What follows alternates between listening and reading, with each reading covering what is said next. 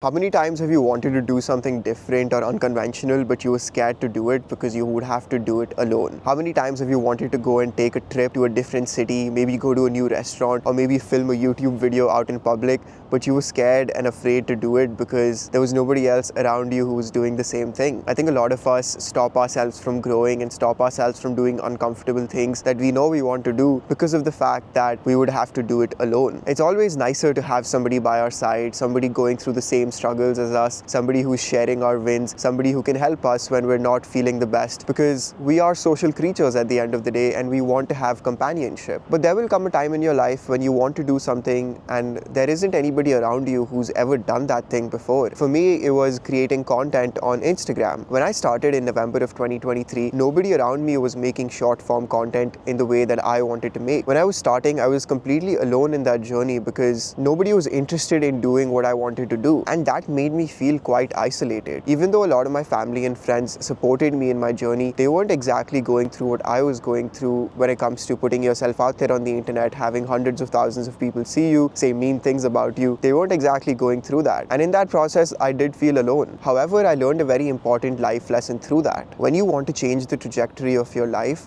sometimes you're gonna have to start doing it alone. Sometimes you're gonna be the only one doing it for months and even years on end. But the bright side of the situation is that you won't always be alone. Even though I started my content creation journey alone, as the months went by, I was able to find people who resonated with what I had to say and who thought along the lines that I did. It didn't happen on day one, but I was eventually able to make friends online and even meet them in person, which was such a cool experience. Now that I'm a year and a half into my content creation journey, I don't feel as alone because I know that I've made friends online that I've resonated with, that I can call literally right now and they might even pick up and we can have a chat for 30 minutes about struggles that I've been facing regarding content creation and regarding building a business. Doing things alone can also be very empowering because there is nobody to judge you. There is nobody who's in your ear telling you that it might not work or giving you doubts or making you hesitate and overthink everything, and then to the point that you don't even end up doing that thing. It's just you and your thoughts, and all you really have to battle is your own mind. And I know that can be extremely challenging, but at least you don't have to deal with the uncertainties and the doubts of somebody else. Another lesson that I've learned is that if you want to attract a certain kind of individual in your life, then you have to be giving out the right energies. If you want to be an entrepreneur, but you're only talking about going down the corporate route, then entrepreneurs are simply not going to be attracted to you. If you want to be a content creator, but you keep calling content creators cringe or shaming them, then other content creators are not going to want to hang out with you. You have to find the people that you want to surround yourself with. They won't always come to you directly. But what is beautiful is that when you do find those people, the connections that you make with those people are absolutely unreal and they can even last a lifetime. I think we should really normalize doing things alone, like talking to a camera outside of your apartment complex, simply because of the fact that you wanted to do it. You didn't have to wait for anybody's permission. You didn't have to wait for anyone's approval. You just did it because your soul and your heart told you to do it. And I think that is really beautiful. I think our society also shames people for doing things alone,